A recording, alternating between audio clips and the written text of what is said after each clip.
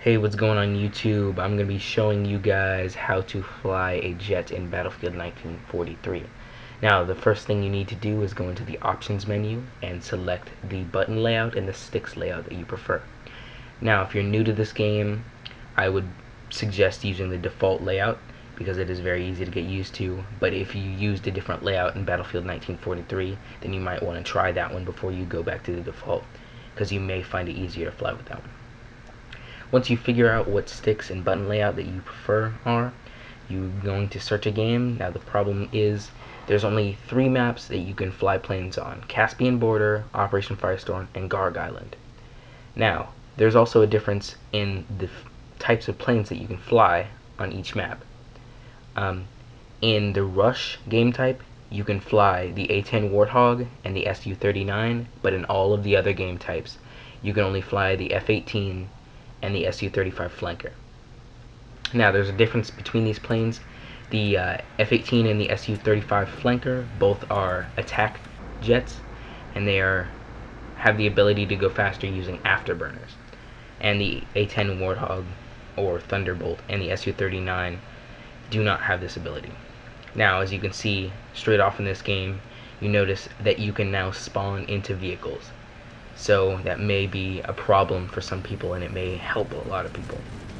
Problem could be that instead of people camping the spawn of the vehicle, they now just sit in the spawn screen and wait for the little thing to pop up so they can select it. Now, as you can see, when you're in the cockpit, there are a few things that you could use that are not available outside of the cockpit view. Now, as you can see in the top left corner of this heads-up display, you can see the speedometer, which tells you how fast your plane is going, and in the top right of the heads-up display, it shows you the altimeter, which tells you how high off the ground you are. These can help when you're flying around acrobatically using the cockpit view, because it'll help you know exactly how high off the ground you are, or how much getaway speed you have.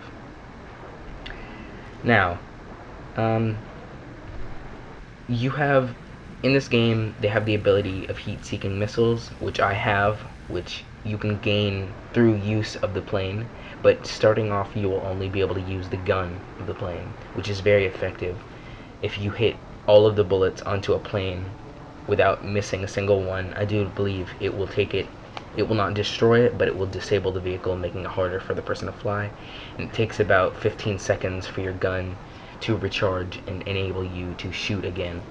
But there is a perk that you can gain further on that will help you increase the time, or decrease the time that it takes for this, I guess you could say, buffer to take place.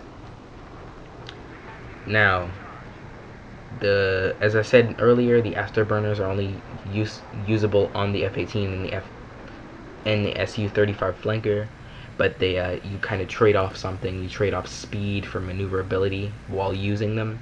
So if you're using them and going into a high turn, you're not going to make as tight of a turn. But to combat this, you can slow down your plane without being in the afterburners by pressing the right trigger if you're on the default setting, which is what I use.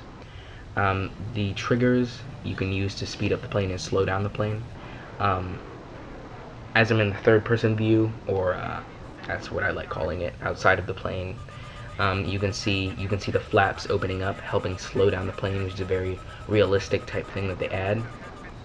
Now, to be able to switch between your gun, your normal gun, and the heat-seeking missiles, you press Y, which is very helpful. And if you're outside in third-person view and you press Y, it will put you into first-person view, so that you can have that heads-up display helping or guiding you on shooting down stuff. Now, one tactic that I recommend you use is a sweeping tactic, where you fly over a central part, or a part where many people on the other team will be going through or around an objective, and sweeping the ground with your gun. Although this does not, or possibly will get you some kills, it won't get you a super amount of kills, but this helps your team in the long run, because if the enemy is seeing a bunch of exploding shells hitting the ground in an area where the objective is. They're not just going to run over there and run right into it. If they do, then you're going to kill them.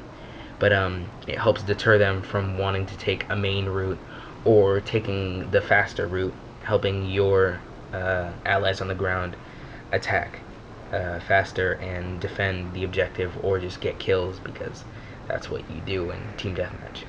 Now, it is also possible for you to land in this game. I've heard many people saying that it's hard to do. It's not hard to do. It just takes some time. It's not like you fly up to the runway going super fast and you just press the slow down button. It just slows you down immediately.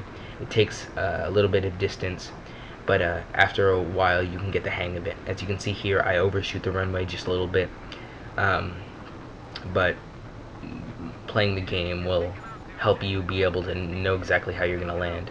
This can help you if you see your planes doing something, or if they ever put in both the A-10 Warthog and the Su-39 and the F-18s or the attack jets on the same map. It'll help you be able to get out of one and get into another one.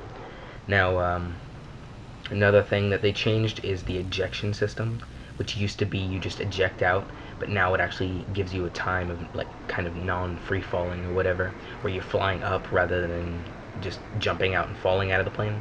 This kind of helps, but it's just a small little difference that they've added. Overall, EA added a lot of things that I like in this game, and I think they did a really good job. That's about it for today.